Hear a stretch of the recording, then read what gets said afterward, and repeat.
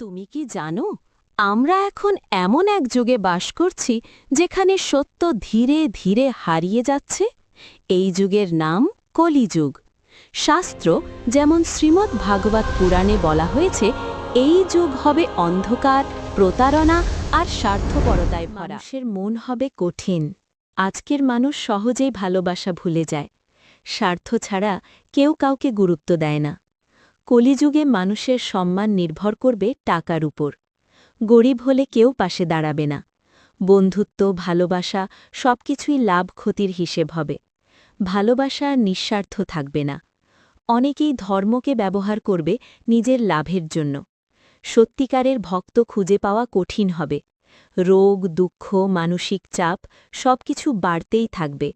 মানুষ বাহ্যিক সৌন্দর্য আর ভোগ বিলাসে ডুবে যাবে।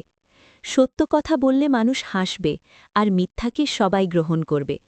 যখন পাপ সীমা ছাড়িয়ে যাবে, তখন আবির্ভূত হবেন কল্কি অবতার এবং শুরু হবে নতুন সত্যযুগ। তাই এখনও সময় আছে।